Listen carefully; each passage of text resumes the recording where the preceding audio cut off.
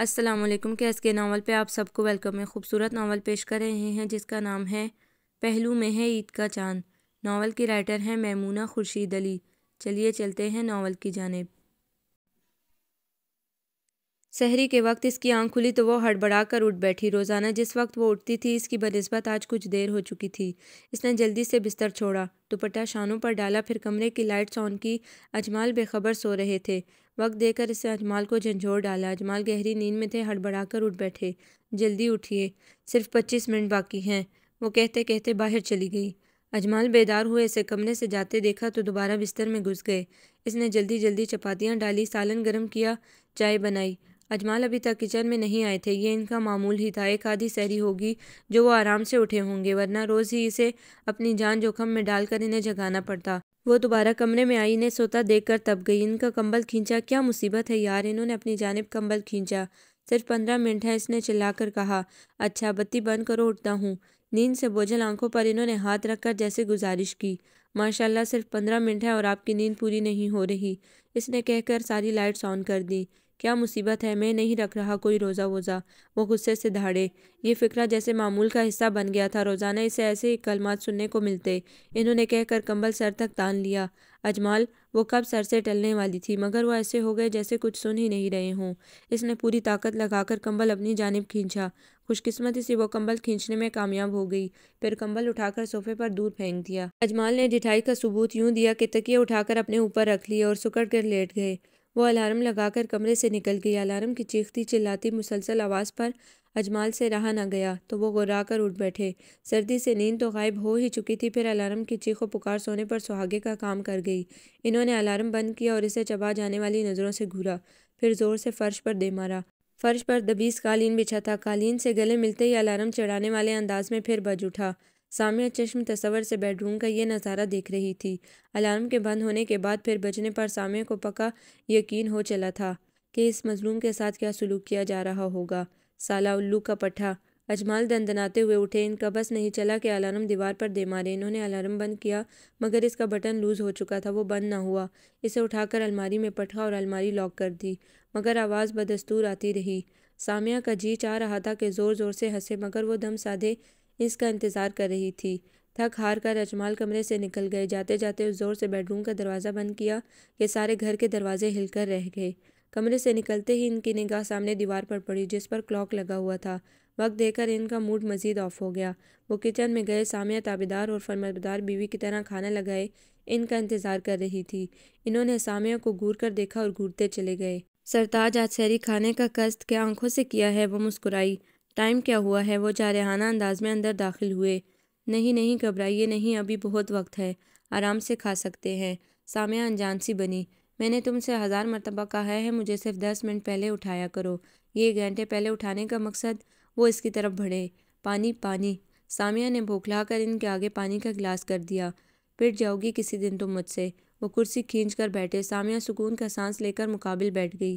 اجمال ہم دو ہی تو بندے ہیں، وہ بھی علیحدہ علیحدہ سحری کھائیں، ذرا بھی اچھا نہیں لگتا اور نہ ہی رونق ہوتی ہے۔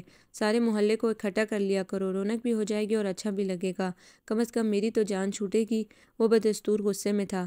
سامیہ خاموشی سے مسکرا دی۔ ان کا تنتنا قابل دید ہوا کرتا، جیسے روزہ نہیں رکھ رہے سامیہ پر احسان عظیم کر رہے ہیں۔ یہ آفت بھی سامیہ نے خود ہی مول لی تھی، وگرنہ وہ اجمال کو ان کے حال پر چھوڑ دیتی تو اتنی جان فشانی نہ کرنی پڑتی اور نہ ہی وقت بے وقت ان کا غصہ مول لینا پڑتا۔ جس طرح چھوٹے بچے کو اسکول بھیجنے کے لیے ایک ماں اس کے لاڈ سہتی ہے، کبھی رسان سے سمجھاتی ہے، کبھی نخرے اٹھاتی ہے، ایسے ہی سامیہ کو اجمال کے لیے کرنا پڑ رہا تھا۔ سامیہ ان کا موڈ بحال کرنے کے لیے ادھر ادھر کی ہلکی پھلکی باتیں کرنے لگی، یہ بھی اس کے فرائض میں شامل تھا۔ آپ نے کچھ نہیں کھانا؟ سامیہ نے انہیں اچاٹ سے انداز میں کھاتے دیکھ کر پوچھا۔ نہیں بس چائے بنا دو۔ ایک لقمہ لے کر انہوں نے ہاتھ کھینچ لیا۔ پھر سامیہ کو خود ہی خیال آیا کہ وہ رات دیر سے گھر آئے تھے اور باہر ہی نہاری کھا آئے تھے، اس لیے انہیں کھانے کی طلب نہیں ہو رہی تھی۔ سامیہ کھا کر اٹھی اور ان کے لیے چائے بنانے لگی۔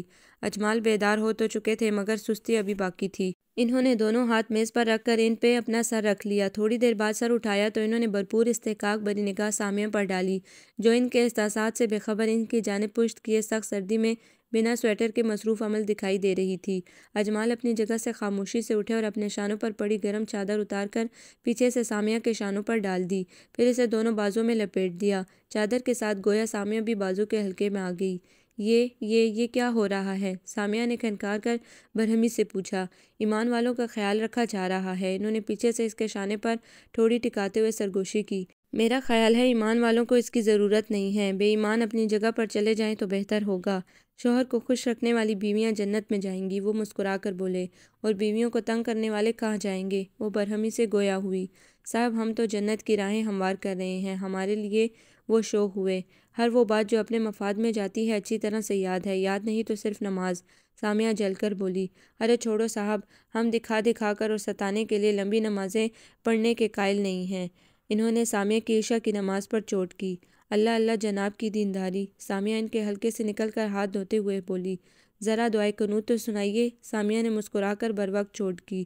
اجمال تلملا ہی تو گئے، جناب کو کچھ زیادہ ہی غرور نہیں ہے اپنی عبادت پر؟ وہ ایڑیوں کے بل گھومے اور اس کی چوٹیاں مروڑ کر پوچھا۔ چوٹیوں کی لمبائی وہ ہاتھ پر لپیٹے چلے گئے یہاں تک کہ سامیہ کا سر پیچھے کی طرف ڈھلک گیا۔ اب بولو کیا کہہ رہی تھی؟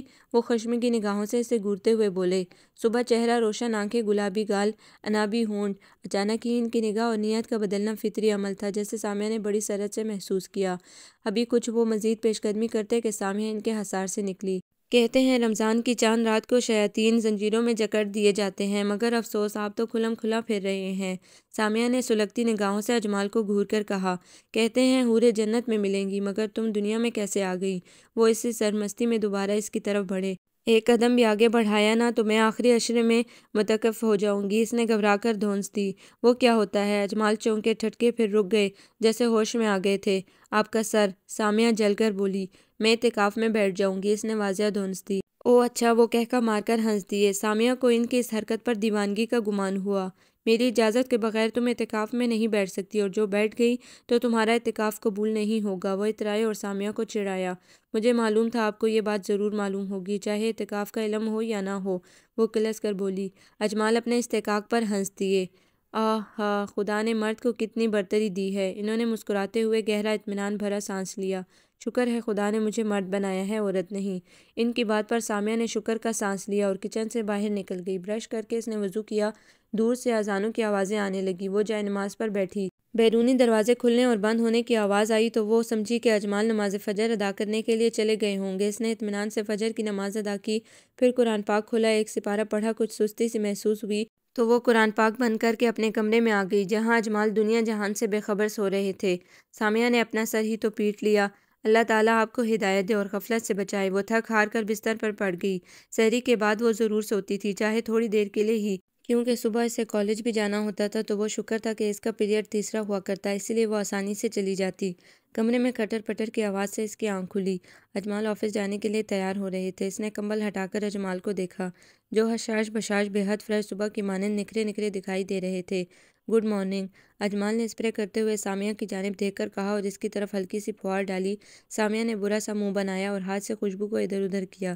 صبح صبح یہ ناگواری، وہ مسکرا کر آئینے میں اس کا وجود دیکھتے ہوئے بولے۔ سامیہ خاموشی سے انہیں دیکھتی رہی۔ ہلکے آسمانی قمیض شلوار میں ان کا سراپا کس قدر دلکش لگ رہا تھا۔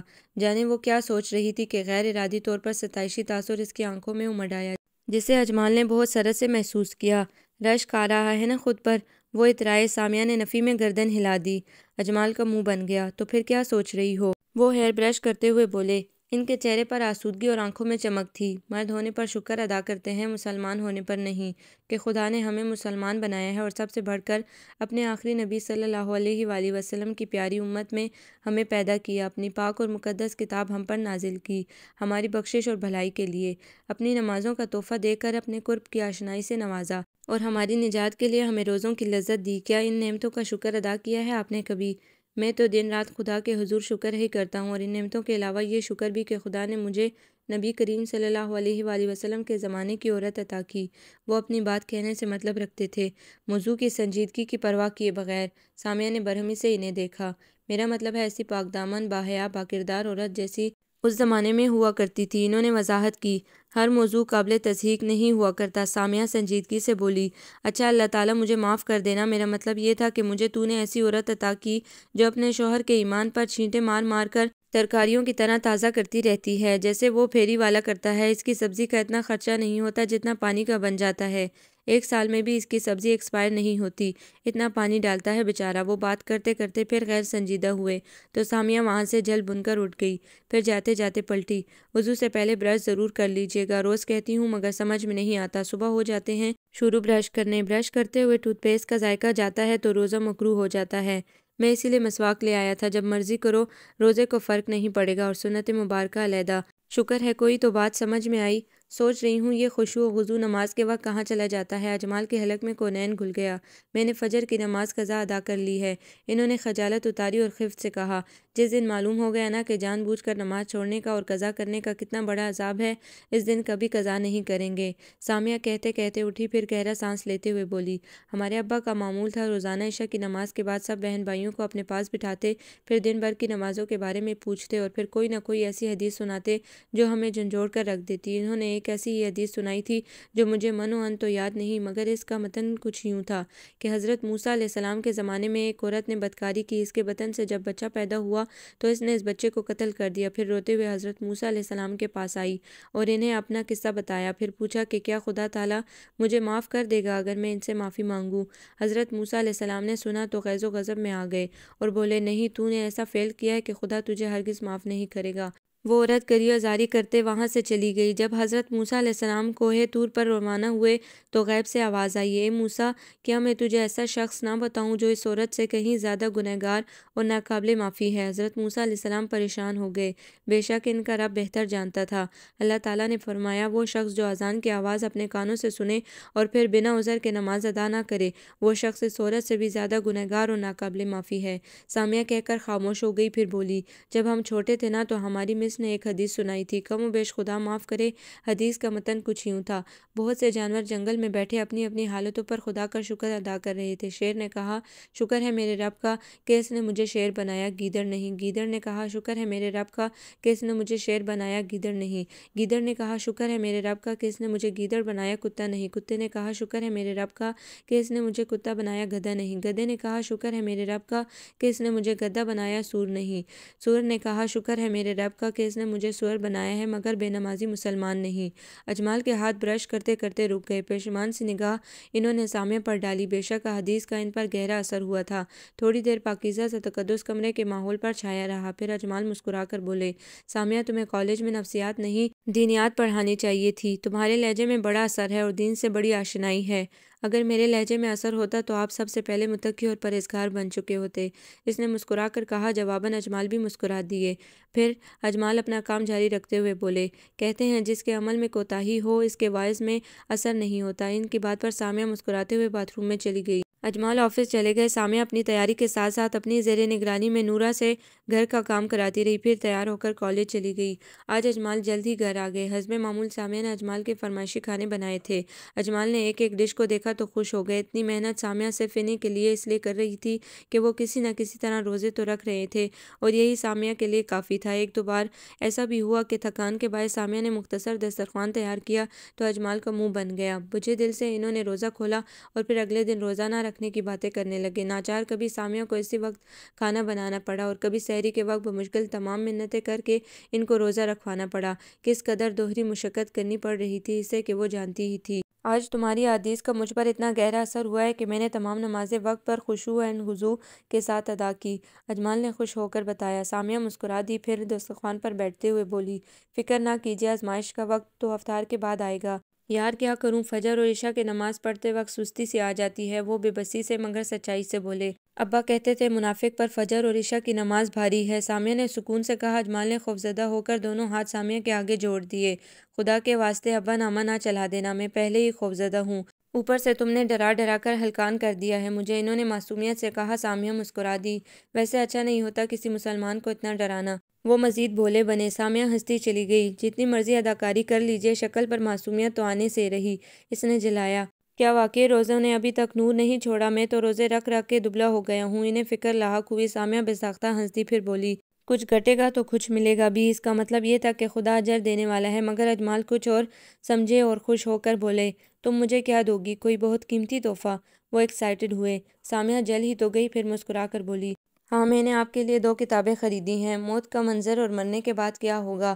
بہت سخت ضرورت ہے آپ کو ان کے مطالعے کی۔ سامیہ کے یہ کہنے پر اجمال جاگ کی طرح بیٹھ گئے۔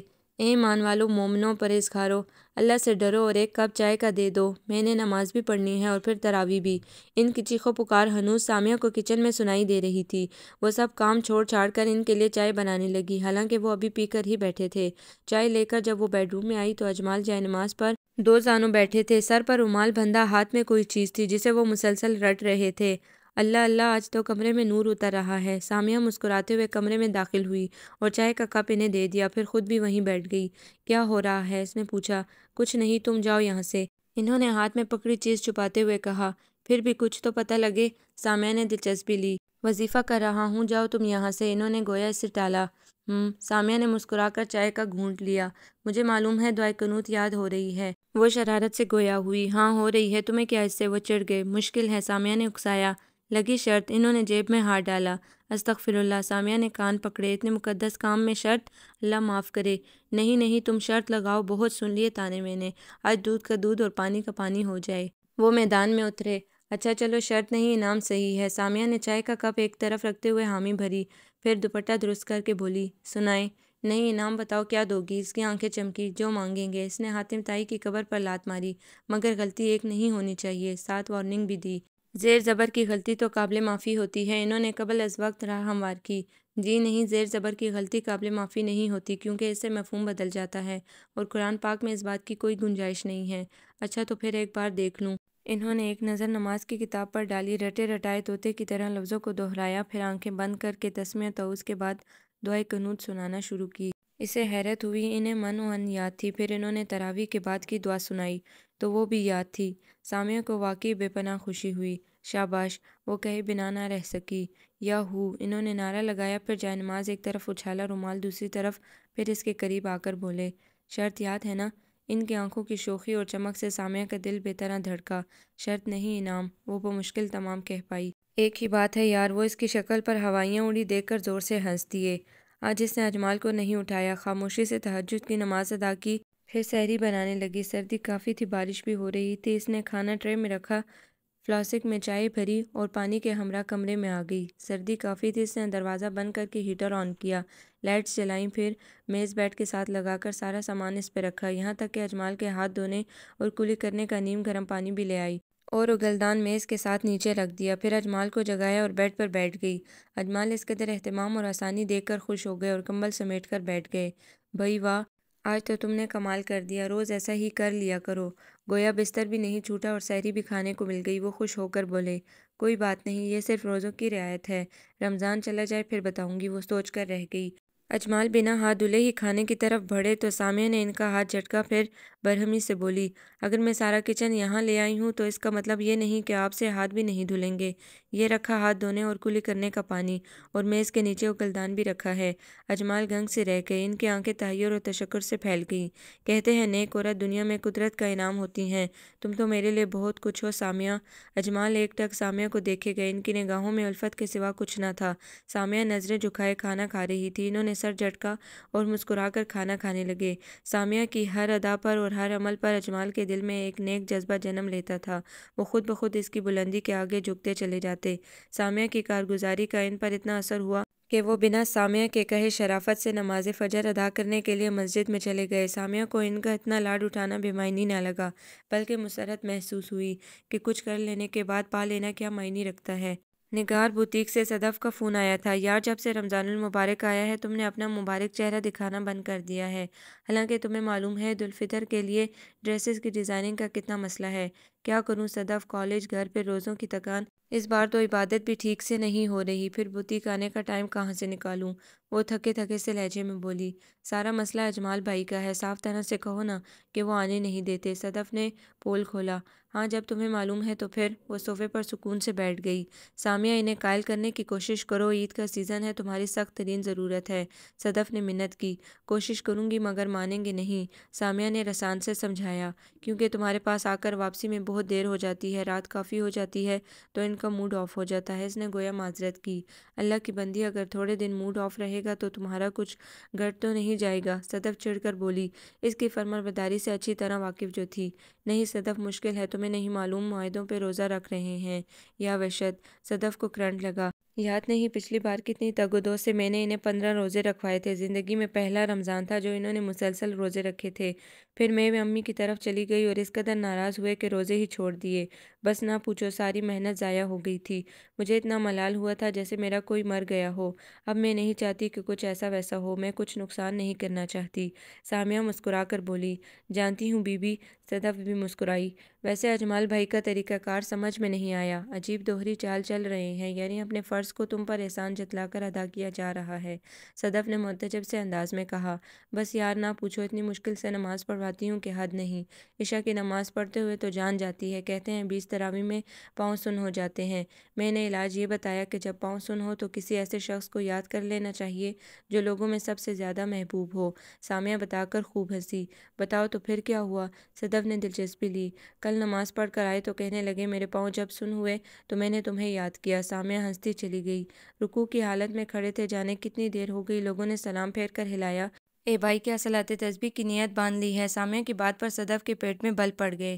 ویری فنی، یعنی تصور کرنا تھا، مسلسل سوچنا شروع کر دیا۔ صدف کی ہنسی بند نہیں ہو رہی تھی۔ بس نہ پوچھو، مسجد میں 5 وقت جاتے ہیں اور آ کر 5000 قصے سناتے ہیں۔ سامیہ تھکے تھکے سے لہجے میں بولی۔ یعنی ابھی تک عبادت کے معاملے میں سنجیدہ نہیں ہوئے؟ صدف نے پوچھا۔ اسی بات کا تو افسوس ہے، سامیہ تعصب سے بولی۔ اچھا یہ بتاؤ، دعائے قنوت یاد ہوئی ہے کہ نہیں؟ صدف کو جیسے یاد آیا۔ ہاں مبارک ہو، یاد ہو گئی، سامیہ نے خوشی سے کہا۔ اچھا یہ تو بہت بڑی خوشخبری ہے، مٹھائی لے کر کب آ رہی ہو؟ صدف مسکرا کر بولی، آؤں گی انشاءاللہ کل پرسوں ٹائم نکال کر، اور سب سے بڑھ کر صاحب بہادر کا موڈ دیکھوں گی۔ اجازت لوں گی پھر آؤں گی، اور اگر اجازت نہ ملی تو؟ صدف کو فکر لاحق ہوئی۔ نہیں، اجازت کا تو کوئی اتنا بڑا مسئلہ نہیں ہے، بس تمہیں خیال رکھنا ہوگا کہ میرا وقت زیادہ نہ لگے۔ تم آؤ تو صحیح، خواہ تھوڑی دیر کے لیے ہی۔ صدف نے منت کی۔ اچھا انشاءاللہ ضرور آؤں گی۔ سامیہ نے حامی بھر لی اور تھوڑی دیر بات چیت کے بعد فون بند کر دیا۔ سامیہ آلتی پالتی مارے بیڈ پر قبلہ رخ بیٹھی تھی۔ سامنے لکڑی کی رحل پر قرآن پاک رکھا تھا جسے وہ محویت سے پڑھ رہی تھی۔ اجمال عشاء کی نماز پڑھ کر آئے تو ادھر ادھر بے چینی سے پھرتے رہے، کیونکہ سامیہ نے آج انہیں بہت سنائی تھی۔ شادی سے پہلے وہ رمضان المبارک میں 8 قرآن پاک پڑھ لیا کرتی، مگر جب سے شادی ہوئی تھی ایک ہی بمشکل ختم ہو پاتا۔ اجمال کو اپنی کوتاہی کا احساس ہوا، پھر سامیہ کی خفگی، تو انہوں نے سامیہ کو وقت دینے کا سوچا اور خاموش ہو گئے۔ کمرے میں تیسری بار اجمال آ کر جھانکے تو سامیہ ان کی بے قراری پر مسکرائے بنا نہ رہ سکی۔ سامیہ کی مسکراہٹ سے اجمال کو شہ ملی اور وہ لپک کر کمرے میں آ گئے، پھر جلدی سے بولے، میں تمہیں کچھ نہیں کہوں گا، یقین کرو۔ سامیہ نے گھورے جانے پر وہ بڑی لجاجت، بڑی معصومیت سے گویا ہوئے تو سامیہ کھسک کر ایک طرف کو ہو گئی اور وہ بیڈ پر ترچھے لیٹ گئے۔ سامیہ نے ان پر کڑی نگاہ ڈالی تو انہوں نے بازو اپنے منہ پر رکھ لیا۔ یہ ان کی کوئی نئی انوکھی حرکت نہ تھی، اکثر وہ ایسا ہی کرتے تھے، مگر ساتھ مؤدب بھی رہتے۔ بہرکیف قرآن پاک کا احترام بے حد ضروری ہوتا ہے۔ سامیہ نے ان کے آ جانے پر آواز دھیمی کر لی۔ نہیں، ایسے ہی پڑھو جیسے پڑھ رہی تھی، آواز کے ساتھ بہت اچھی لگ رہی تھی تمہاری قرأت، سارے گھر میں نور سا پھیل جاتا ہے، یہ مقدس لفظ دل میں اترتے محسوس ہوتے ہیں۔ انہوں نے بڑی سادگی سے فرمائش کی تو سامیہ بآواز بلند پڑھنے لگی۔ آخری پارہ ختم کر کے اس نے غلاف میں قرآن پاک بند کیا، پھر رحل اونچائی پر رکھتے ہوئے جانے اس کے ذہن میں کیا بات آئی وہ اجمال سے بولی، اجمال، آپ کو قرآن پاک کی قرأت سننا اچھی لگتی ہے؟ کبھی شوق پیدا نہیں ہوا کہ آپ خود بھی قرآن پاک پڑھیں؟ جب پڑھا نہیں تو سوائے افسوس کے کیا کیا جا سکتا ہے؟ وہ وہیں تکیے پر سر رکھ کر لیٹ گئے۔ پڑھ تو آپ اب بھی سکتے ہیں۔ سامیہ ان کے بالوں میں انگلیاں پھیرتے ہوئے اپنائیت سے بولی۔ اب وہ خفیف سے ہو گئے۔ ہاں کیوں نہیں، سامنے جو مسجد ہے اس کا مؤذن بچوں کو پڑھاتا ہے، آپ بھی اس سے پڑھ لیا کریں۔ وہ مؤذن؟ انہیں ایک دم غصہ آ گیا۔ کتنی بری بات ہے، ایک ایسے شخص کو آپ اس طرح کہہ رہے ہیں جو دین کا پرچار کرتا ہے۔ سامیہ نے انہیں بروقت ٹوکا۔ چھوڑو، زہر لگتا ہے وہ منافق مجھے، لوگوں کا مال کھا گیا، اخلاق نام کی تو کوئی چیز نہیں ہے، اس لیے تمہیں نہیں معلوم وہ کیا؟ اجمال، بری بات، آپ خواہ مخواہ خفا ہو رہے ہیں، وہ بہت دیندار اور شریف آدمی ہے، اور پھر اچھی بات جو بھی سکھائے سیکھ لینی چاہیے، اور پھر یہ تو قرآن کا معاملہ ہے۔ سامیہ کو اجمال کا انداز قطعی برا لگ رہا تھا۔ وہ دیندار تو ہوگا مگر شریف ہرگز نہیں ہے، لوگوں کا ناک میں دم کیا ہوا ہے، مدرسے کے نام پر لوگوں کا مال کھا گیا، اور سنے الیکشن میں بھی کھڑا رہا ہے۔ اس بار کردار ایسا ہے کہ اس کا لوگوں نے اپنی بچیوں کو مدرسے سے ہٹا لیا۔ سامیہ سر پکڑ کر بیٹھ گئی۔ کچھ تو اس نے سن رکھا تھا، مگر اجمال نے تو سارا کچا چٹا ہی کھول ڈالا تھا۔ ہر شخص کی برائی آپ کو اچھی طرح معلوم ہے۔ ہاں، تمہیں نہیں معلوم دنیا میں کیا ہو رہا ہے۔ تم تو دنیا میں فرشتوں کی طرح زندگی گزار رہی ہو، اسی لیے تو آپ کو فرشتہ بنانے کی کوشش کرتی رہتی ہوں۔ سامیہ نے سوچا، اچھا چھوڑیں اس بات کو، آپ دوسرے معلم سے پڑھ لیں جو آپ کو پسند ہو اور جو آپ کو بد اخلاق اور منافق نہ لگتا ہو۔ سامیہ نے ذرا مسکرا کر کہا، چھوڑو یار، اس عمر میں بچوں کے ساتھ پڑھتا کیسا لگوں گا۔ وہ کسیا سے گئے، پھر ایک دم چمک کر بولے، مجھے تو تم ہی اچھی لگتی ہو، بولو پڑھاؤ گی مجھے؟ وہ اس کے سامنے ایک دم بیٹھ گئے۔ مشکل ہے، سامیہ نے جان بچائی۔ کیوں؟ ان کا منہ بنا۔ اگر آپ پڑھنے میں سنجیدہ ہوں تو پڑھا سکتی ہوں، ورنہ دین کا معاملہ ہے، شوخیوں شرارتوں سے کام نہیں چلے گا۔ نہیں نہیں، میں حقیقتاً کہہ رہا ہوں، سنجیدگی سے پڑھوں گا۔ ان کے لہجے میں شوق عبادت واضح تھا۔ ٹھیک ہے، پھر اب تو وقت نہیں ہے، رمضان کے بعد پڑھاؤں گی۔ سامیہ نے وقت مقرر کیا، مگر ایک شرط پر۔ وہ بولے، کیا؟ سامیہ کو ان کی الٹی شرط پر تعجب ہوا، حالانکہ انہوں نے خود ہی پڑھنے کا ارادہ ظاہر کیا تھا۔ سبق یاد ہونے پر انعام بھی ملے گا، انہوں نے شوخی سے کہا۔ سامیہ نے ان کے بال پکڑ کر سختی سے نوچے، اور سبق یاد نہ ہونے پر مار بھی پڑے گی۔ بولے، منظور ہے۔ وہ ان کی چالاکیاں خوب سمجھتی تھی۔ وہ بالوں کے نوچے جانے پر بلبلا کر رہ گئے، پھر سامیہ کے دونوں ہاتھ پکڑ لیے۔ یار، پہلے ہی ٹوپی نے سارے بال خراب کر دیے ہیں، جب سے رمضان آیا ہے ہیئر اسٹائل بند کر ہی نہیں دیتا، اوپر سے تم نوچ کر صفحہ ہستی سے مٹا دینا چاہتی ہو۔ اللہ میری توبہ! سامیہ نے کانوں کو ہاتھ لگائے۔ کیا اسی لیے آپ نماز پڑھنے سے گریز کرتے ہیں؟ سامیہ نے سوال کیا۔ کچھ ایسا ہی ہے، وہ ہنسے۔ سامیہ خوفزدہ ہو گئی۔ اجمال، آپ کیسے بخشش پائیں گے؟ نہ نماز، نہ روزہ، نہ ہی قرآن پاک پڑھا ہوا ہے آپ نے، کیا بنے گا آپ کا؟ اوئے خیر ہے، نبی کریم صلی اللہ علیہ وآلہ وسلم بخشوانے آئیں گے اپنی امت کو، انہوں نے بڑے اطمینان سے کہا۔ سامیہ انہیں دیکھتی رہ گئی۔ آپ اکثر ایسا کہہ دیتے ہیں، مگر اس عذاب کے بارے میں نہیں سوچتے جو اس سے پہلے ہمیں جھیلنا پڑے گا۔ سامیہ تعصب سے گویا ہوئی۔ تم میرے لیے دعا کیا کرو نا، ویسے بھی تم خدا کے قریب ہو، تمہاری دعائیں زیادہ قبول ہوتی ہوں گی، ہو سکتا ہے اسی طرح میری بخشش ہو جائے۔ انہوں نے بڑی سادگی اور بڑی آہستگی سے سامیہ سے گزارش کی۔ سامیہ ان کی اس انمول گزارش بلکہ فرمائش پر مسکرا دی۔ کسی کی دعاؤں سے آدمی بخشا نہیں جاتا جب تک اپنا عمل، ارادہ، نیت اور عاجزی شامل نہ ہو، مگر اس میں آپ کا بھی قصور نہیں، سب والدین کی طرف سے ملتا ہے۔ خیر، 2.5 برس میں آپ کو کچھ ڈھالا ہے، اور باقی جتنی عمر آپ کے ساتھ گزرے گی آپ کو راہ مستقیم پر لانے کی کوشش کرتی رہوں گی، یہ میرا اپنے رب سے بھی وعدہ ہے اور اپنی ذات سے بھی۔ سامیہ پرسوچ انداز میں ان کے بالوں میں انگلیاں پھیرتی رہی۔ کئی لمحے یوں ہی خاموشی رہی۔ سامیہ، میں آج تمہارے لیے بڑا اچھا سوٹ دیکھ کر آیا ہوں، کل بازار چلیں گے عید کی شاپنگ کرنے۔ ابھی سے؟ ابھی تو آدھا رمضان ہوا ہے۔ سامیہ نے ہاتھ بڑھا کر سائڈ ٹیبل سے پھل اٹھایا، پھر سیب چاقو سے کاٹتے ہوئے بولی۔ سوٹ کی خریداری سے یاد آیا، صدف کا فون آیا تھا۔ سامیہ نے سیب کا ٹکڑا اجمال کو دیتے ہوئے کہا۔ اجمال نے ہاتھ ہلانے کی زحمت گوارا نہ کی اور منہ کھول دیا۔ کیا کہہ رہی تھی وہ نوالا چباتے ہوئے بولے۔ بوتیک بلا رہی تھی۔ پھر تم نے کیا کہا؟ انہوں نے سامیہ کو دیکھا۔ آپ سے اسی لیے پوچھ رہی ہوں، وہ منہ میں سیب کا ٹکڑا رکھتے ہوئے بولی۔ آپ کی اجازت یہ منحصر کرتا ہے، تمہارے پاس اتنا وقت ہے کہ تم بوتیک میں بھی ٹائم دے سکو۔ مسلسل جانے کا تو ارادہ نہیں ہے، بس یہ 2-4 دن کے لیے بلا رہی ہے عید کے سیزن کی وجہ سے۔ اگر آپ بخوشی رضامند ہوں تو میں اس کی ہیلپ کر دوں۔ دیکھ لو، تمہاری مرضی ہے، اگر وقت اور ہمت ہو تو چلی جانا۔ انہوں نے لاپرواہی سے جان چھڑائی، پھر سنجیدگی سے بولے، اتنا بڑا بوتیک بنا لیا انہوں نے اور ابھی تک ڈیزائنر افورڈ نہیں کر سکے۔ گویا وہ بخوشی رضامند نہیں تھے۔ جو بات انہیں کھٹکی تھی لبوں پر آ ہی گئی۔ ڈیزائنر تو بہت ہیں اس کے پاس، اور وہ خود اتنی اچھی ڈیزائنر ہے۔ میں نے اور اس نے اکٹھے ہی ڈپلومہ کیا تھا، بس وہ ذرا میری صلاحیتوں کو اجاگر کروانے کے بہانے ڈھونڈتی رہتی ہے۔ سامیہ ذرا مسکرا کر بولی، پھر 1 سے 2 ذہن ہو تو کارکردگی کے ساتھ ساتھ نتیجہ بھی اچھا نکلتا ہے۔ اجمال نے سامیہ کے انداز میں جانے کی خوشی محسوس کی تو وہ خاموش ہو گئے، وگرنہ ان کا دل تو نہیں چاہ رہا تھا۔ اس سے پہلے سامیہ باقاعدگی سے جاتی تھی، جو کہ انہیں فضول لگتا تھا۔ انہوں نے سامیہ کو روک دیا تھا، پھر وہ صدف کے اصرار پر کبھی کبھی جانے لگی، اور اب تو جب سے رمضان آیا تھا وہ گئی ہی نہ تھی۔ اب صدف نے بلایا تھا تو وہ رضامند ہو گئی تھی، شاید اسی لیے کہ اسے اپنے روٹین میں بڑی یکسانیت نظر آ رہی تھی۔ سامیہ گھر سے نکلتے وقت بڑی سی چادر لے کر نکلتی اور چہرے پر اسے اسی طرح سے لپیٹتی کہ صرف آنکھیں ہی دکھائی دیتی، سارا وجود کپڑے سے اچھی طرح سے چھپ جائے۔ کالج جاتے وقت بھی وہ گاڑی میں ایسے ہی بیٹھتی، حالانکہ خود گاڑی ڈرائیو کر کے کالج جایا کرتی تھی۔ اجمال کو اس کا یہ انداز بہت برا لگتا تھا۔ شروع میں ان کا سامیہ سے اس بات پر بہت جھگڑا ہوتا۔ اجمال کافی عرصے بضد رہے کہ وہ چہرہ کھول دے، مگر وہ نہیں مانی۔ اسلامی اور شرعی لحاظ سے انہیں پردے کے بارے میں اتنا بتایا کہ وہ خاموش ہو گئے، مگر جب بھی کہیں ساتھ جانا ہوتا اجمال نئے سرے سے جزبز ہو جاتے، مگر پھر انہیں ہار تھک کر خاموش ہونا پڑتا کیونکہ سامیہ حق پر تھی۔ سامیہ صدف کے آفس میں پہنچی۔ صدف بڑے پرتپاک انداز میں سامیہ سے ملی۔ آفس میں صدف کے علاوہ ایک بہت الٹرا ماڈرن خاتون بھی بیٹھی ہوئی تھی۔ صدف نے سامیہ کا تعارف ان خاتون سے کرایا۔ یہ ہے میری بہت پیاری دوست سامیہ اجمال۔ سامیہ نے بڑھ کر ان خاتون سے ہاتھ ملایا۔ اور یہ ہیں مسز اسماعیل، صدف نے سامیہ کو بتایا۔ ہیلو، وہ بڑی ادا سے گویا ہوئیں۔ یکے بعد دیگرے سب بیٹھ گئے۔ سامیہ نے چادر کھول کر کرسی کی پشت پر ڈالی۔ الٹرا ماڈرن خاتون بڑے تحیر سے سامیہ کو دیکھ رہی تھی، پہلے سامیہ کا برقع، پھر بے نقاب ہونے پر سامیہ کا حسن، اس کی سادگی۔ مسز اسماعیل کچھ کنفیوژن کا شکار ہونے لگی۔ سامیہ اور صدف اپنی باتوں میں لگ گئیں تو مسز اسماعیل صدف کو خدا حافظ کہہ کر اٹھ کھڑی ہوئیں۔ کمرے سے نکلتے ہوئے سامیہ نے ان کا لباس پہلی بار بغور دیکھا۔ فربہی جسم پر چست لباس، مختصر دوپٹہ، جدید ہیئر سٹائل، اونچی ہیل کی سینڈل جس پر چلتے ہوئے وجود کا انگ انگ واضح ہو رہا تھا۔ انہیں دیکھ کر سامیہ کی پیشانی عرق آلود ہو گئی۔ پھر خود کو سیٹ کرتے ہوئے اس نے صدف سے پوچھا، کوئی نئی ماڈل ہے؟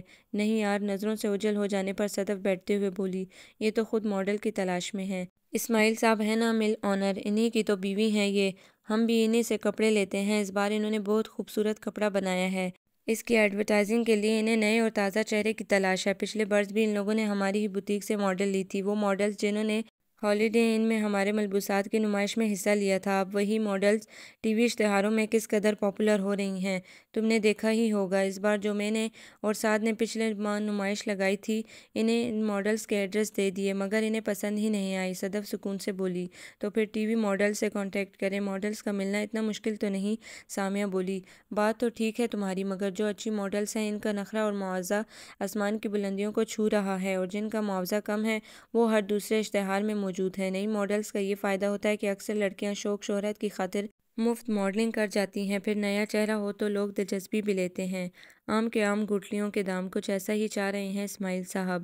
سامیہ مسکرا دی، پھر صدف اس کی طرف متوجہ ہو کر بولی، اچھا تم بتاؤ کیا لوگی؟ چائے؟ ٹھنڈا گرم چائے منگوا لو۔ صدف نے بیل بجائی۔ اور سناؤ کیا حال چال ہیں؟ اجمال بھائی کا کیا حال ہے؟ بخوشی اجازت دی کہ نہیں؟ صدف نے ڈھیر سارے سوال کر ڈالے۔ 10-12 سال کا بچہ کمرے میں آیا تو صرف یہ کہا، 2 کپ اچھی سی چائے اور اس کے ساتھ؟ نہیں نہیں کچھ نہیں، صرف چائے۔ اچھا بھائی صرف 2 کپ چائے لے آؤ۔ بچہ آرڈر لے کر چلا گیا۔ اجازت کا تو اتنا بڑا مسئلہ نہیں ہے، اجازت تو دے ہی دیتے ہیں، بس مجھے خود ہی ان کا خیال رہتا ہے۔ صدف اس کی تابعداری پر مسکرا دی۔ ہر کام میں ان کی رضامندی اچھی لگتی ہے، بس میں یہ چاہتی ہوں کہ وہ خوش رہیں۔ اچھی چاہت ہے۔ اچھا یہ بتاؤ، روزے پورے جا رہے ہیں اجمال بھائی کے؟ ہاں ابھی تک تو محاذ پر قائم ہوں، جس دن غافل ہوئی اسی دن پسپا ہو جاؤں گی۔ کب تک رہو گی محاذ پر قائم؟ جب تک زندگی ہے۔ آخر اجمال بھائی کو خود احساس کیوں نہیں ہوتا اپنی عبادت کا؟ جب نہیں ہے تو کروانا تو پڑے گا نا، اور یہی میرا فرض ہے۔ آخر کیا وجہ ہے اجمال بھائی ایسے ہیں کیوں؟ سب پرورش اور تربیت کا نتیجہ ہے، اور پھر تمہیں تو معلوم ہے جب والدین کی شروع سے اپنی مصروفیات ہوں تو بچے گھر کے ماحول سے کب سیکھتے ہیں۔ والدہ سوشل ورکر، باپ بزنس مین، 3 بیٹے جس نے جو چاہا اپنے لیے اپنا لیا۔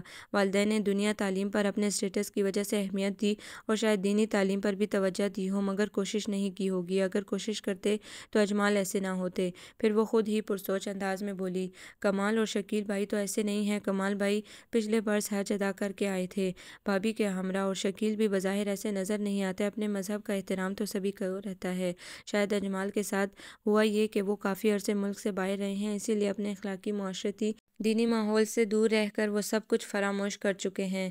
اس نے جیسے خود کو جواب دیا، ہاں ہماری یہ بڑی اچھی خوبی ہے، اپنی ہر برائی کا الزام دوسروں کو ہی دیتے ہیں۔ صدف ذرا مسکرا کر بولی، بھئی میں کسی کو الزام نہیں دے رہی، جو نصیب میں تھا مل گیا۔ سامیہ نے سلجھ انداز میں مسکرا کر ہاتھ اٹھا کر کہا، اور پھر بگڑتے ہوئے کو سنوارا بھی جا سکتا ہے، یہ اور بات ہے کہ پختہ عادتیں دیر سے چھوٹتی ہیں۔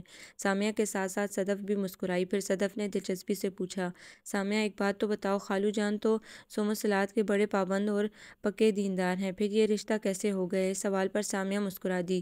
اکثر یہ سوال مجھ سے بہت سے لوگ کرتے ہیں، خاص طور پر سسرال کے لوگ، بڑا تعجب کرتے ہیں، مگر قسمت کا لکھا یہی تھا۔ اتنے میں لڑکا چائے لے آیا۔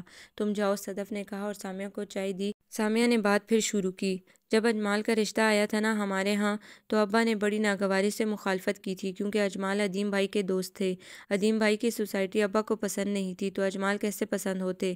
ہم سب بہن بھائیوں میں ادیم بھائی ایسے ہیں جو ابا کے اصولوں کی خلاف ورزی کرتے رہے ہیں مگر دین و ایمان سے منحرف نہیں ہوئے۔ یہ رشتہ تو بہت اچھا تھا سوائے اس بات کے کہ یہ لوگ بہت ماڈرن تھے اور ابا کو ماڈرن لوگ دین سے دور لگتے ہیں۔ ابا کا کہنا ہے ماڈرن لوگ صرف فیشن کرنا جانتے ہیں یا پھر تقلید۔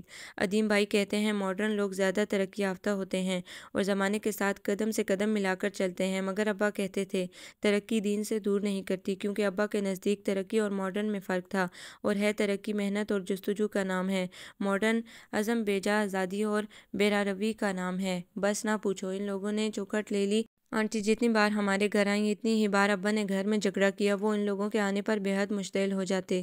امی حسب معمول خاموش، بھائیوں کی پرزور رائے کہ رشتہ اچھا ہے۔ ابا نے ناہنجار نامعقول کہنے میں کسر باقی نہ رکھی، ہر بار انکار۔ ابا نے صاف صاف کہہ دیا کہ میں لڑکے کی وجہ سے مطمئن نہیں ہوں، نیم مسلم ہمیں نہیں چاہیے۔ اتنا کچھ سننے کے باوجود یہ لوگ پیچھے نہیں ہٹے، اور اس کی وجہ صرف یہ تھی کہ اجمال نے مجھے سعدیہ آپا کی شادی میں دیکھ لیا تھا۔ میں تو حیران ہوں کیسے، کب اور کہاں دیکھا ہوگا، جبکہ ہمارے ہاں تو مردانہ اور زنانہ انتظام علیحدہ علیحدہ ہوتا ہے۔ اجمال نے مجھے دیکھا اور ابا نے اجمال کو، سامیہ کہہ کر خوب ہنسی۔ اجمال کی شوخیاں، شرارتیں، نظر بازی، جملے بازی، غیر سنجیدگی ابا کو ایک آنکھ نہ بھائی۔ پھر سعدیہ آپا کی نندوں سے اتنی چھیڑ چھاڑ کی کہ سب میں مشہور ہو گئے، سمیرہ کا تو ہاتھ تک پکڑ لیا تھا۔ اچھا، صدف نے بے حد تعجب سے آنکھیں پھیلائیں اور چائے کا کپ رکھا۔ یعنی کہ یہ خصوصیت بھی بددرجہ اتم موجود ہے؟ صدف نے محظوظ ہوتے ہوئے پوچھا۔ ہے نہیں تھی، سامیہ اطمینان سے بولی۔ نہ پوچھو کیسی کیسی عادتیں چھڑوائی ہیں، عبادت پر تو آپ سختی کرنے لگی ہوں، اور اس رمضان میں تو خاص طور پر، ورنہ پچھلے رمضان جتنے روزے رکھے وہ ڈش پر پروگرام دیکھ کر کاٹے، یا پھر نصرت فتح علی اور عابدہ پروین کی قوالیاں سن کر۔ روکتی تھی تو الجھنے لگ جاتے تھے، کہتے تمہارے عجیب نرالے ڈھنگ ہیں، سبھی ایسا کرتے ہیں، لوگ وی سی آر پر فلمیں دیکھتے ہیں تاکہ روزے کا پتہ نہ لگے، اپنا آپ مٹا کر اتنا سنبھالا ہے انہیں کہ اس بار ٹی وی پر بھی خاص توجہ نہیں ہے، بس روزے کے بعد ہی دیکھتے ہیں، مگر کچھ کہا بھی نہیں جا سکتا، موڈ بدلنے میں دیر کتنی لگتی ہے، یوں سمجھ لو ساری تفریحات میں نے اپنے اندر سمو رکھی ہیں، اس لیے دوسری تفریحات کی طرف توجہ نہیں دے رہے۔ سامیہ نے مسکرا کر کہا۔ صدف نے سراہنے والے انداز میں تائید کی۔ اچھا یہ بتاؤ، سمیرہ نے برا نہیں منایا جب اجمال بھائی نے یہ حرکت کی؟ نہیں، انہوں نے مائنڈ نہیں کیا بلکہ انجوائے کیا، کیونکہ وہ خود آزاد خیال اور ماڈرن ہیں۔ سامیہ نے چائے کا کپ ختم کر کے رکھتے ہوئے کہا۔ ذرا سنو، جب سعدیہ آپا کا سسرال اتنا ماڈرن تھا تو خالو جان کیسے مانے؟ صدف کو الجھن ہوئی تھی تو اس نے سوال کیا۔ احمد بھائی بہت پسند تھے ابا کو، اور واقعی احمد بھائی بے حد شریف اور نیک آدمی ہیں، ابا کے ساتھ اسلامی اجتماعات میں جاتے تھے، ان کی سعادت مندی دیکھ کر ابا نے انہیں داماد منتخب کر لیا۔ ابا کا خیال یہ ہے کہ ہمیں صرف لڑکا دیکھنا چاہیے، سسرال بد ہو یا نیک اس سے کوئی فرق نہیں پڑتا، یہاں لڑکا ہی پسند نہیں تھا، جبکہ تینوں بھائیوں کو اجمال بہت پسند تھے۔ اجمال کو خود پتہ تھا کہ کون ان کی مخالفت پر ہے، بالآخر لکھا یہی تھا۔ ابا کو ہارنا پڑا، بھائیوں اور امی کے زور پر رشتہ ہو گیا۔ جب میں دلہن بنی بیٹھی تھی نا، تو جانتی ہو اجمال نے گھونگھٹ اٹھانے سے پہلے کیا کہا تھا؟ کیا؟ صدف مسکرا کر آگے کو ہو گئی، بڑی آہستگی سے چل کر آئے، پھر کرسی بیٹھ کے قریب کھینچ کر بیٹھ گئے، پھر بولے۔ آپ کے والد میرے مسلمان ہونے پر مطمئن نہیں تھے، آپ بھی انہی کی بیٹی ہیں، ہو سکتا ہے آپ کو بھی کوئی شک ہو، اس لیے میں آپ کو ہاتھ لگانے سے پہلے کلمہ طیبہ پڑھنا ضروری سمجھوں گا تاکہ آپ کو اطمینان ہو جائے۔ ان لفظوں پر مجھے بڑی سبکی محسوس ہوئی تھی، ابا کو اتنا برا بھلا نہیں کہنا چاہیے تھا، آخر ہر مسلمان دین سے واقف ہوتا ہے۔ یہ اور بات ہے کہ ہمارے والدین بہت دیندار ہیں، اور پھر جب انہوں نے کلمہ پڑھا تو میں شرم سے پانی پانی ہو گئی، اس وقت تو خوفزدہ تھی اسی لیے کچھ نہ بول پائی، مگر وقت کے ساتھ ساتھ اندازہ ہوا کہ انہیں کلمے کے سوا کچھ آتا ہی نہ تھا۔ سامیہ کی بات پر صدف دل کھول کے ہنسی، سامیہ بھی مسکرا دی۔ مان انٹرکام کی بیل بجی، صدف نے ریسیور اٹھایا۔ سنا ہے سامیہ بھابی آئی ہیں؟ سعد نے پوچھا۔ ہاں، صدف نے سامیہ کی طرف دیکھ کر کہا۔ ذرا بات تو کراؤ۔ اچھا، صدف نے سامیہ کو ریسیور دیا۔ سعد ہیں۔ السلام علیکم سعد بھائی، سامیہ خوش دلی سے بولی۔ وعلیکم السلام، کیا حال ہے ہماری بھابی کے؟ سعد نے اپنائیت سے پوچھا۔ بس آپ کی دعائیں ہیں۔ اجمال کا کیا حال ہے؟ ٹھیک ہے، اللہ کا شکر ہے۔ بھابی آپ کو زحمت دینا پڑی، مجبوری ہو گئی تھی، بس آپ جانتی ہیں عید کا سیزن ہے، لوگ نئے سے نئے کی تلاش میں رہتے ہیں، جتنے ذہن ہوں گے، جتنے ہاتھ ہوں گے، اتنی ہی چیز اچھی بنے گی۔ کوئی بات نہیں سعد بھائی، سامیہ ان کے تشکر پر خود شرمندہ ہو گئی۔ پھر بھی آپ کا بہت بہت شکریہ کہ آپ نے اپنا قیمتی وقت ہمارے لیے نکالا۔ سامیہ نے بس مسکرانے پر ہی اکتفا کیا۔ بہت سی باتیں ایسی ہوتی ہیں جن کے جواب نہیں ہوتے، لیکن وہ بہت معنی رکھتی ہیں۔ اچھا بھابی، اجمال کو میری طرف سے سلام کہیے گا اور روزوں کی مبارکباد بھی دیجیے گا۔ سامیہ سعد کی بات پر مسکرائی، پھر صدف کو گھور کر دیکھا، پھر رسمی سی بات چیت کے بعد فون بند ہو گیا۔ تم نے سعد کو بھی بتا دیا یہ سب؟ سامیہ نے خفگی سے صدف سے پوچھا۔ انٹرسٹنگ کیس ہے، اسی لیے بتایا تھا۔ صدف نے مسکرا کر لاپرواہی سے کہا، نہیں یار، اس طرح تو میرے شوہر کی تشہیر ہو رہی ہے۔ سامعہ کو واقعی برا لگا تو وہ تعصب سے گویا ہوئی۔ صدف سامعہ کے انداز پر چونکی۔ ریئلی سامعہ، میں نے برے الفاظ میں تذکرہ نہیں کیا تھا اجمال بھائی کا، تمہاری کوششوں کو سراہا تھا، اور بلکہ مجھے اور سعد کو تو بے انتہا خوشی ہو رہی ہے کہ اجمال بھائی روزے رکھ رہے ہیں۔ صدف نے پرخلوص انداز میں وضاحت کی تو سامعہ کچھ مطمئن ہو کر مسکرا دی۔ پھر دونوں آفس سے اٹھیں۔ صدف نے سامعہ کو کپڑا دکھایا، سامعہ نے ڈیزائنر سے بات چیت کی، نئے پرانے فیشن میگزین دیکھے، پھر کچھ ڈیزائن منتخب کر کے نکالے، کچھ نمونے تیار کیے۔ اس تھوڑے سے کام میں 12:30 بج گئے۔ سامعہ نے ٹائم دیکھا تو چونک گئی، اتنا وقت ہو گیا، وہ پریشان ہوئی۔ صدف کو بھی اس بات کا احساس ہوا۔ کوئی بات نہیں، میں اور ساتھ چھوڑ آئیں گے تمہیں۔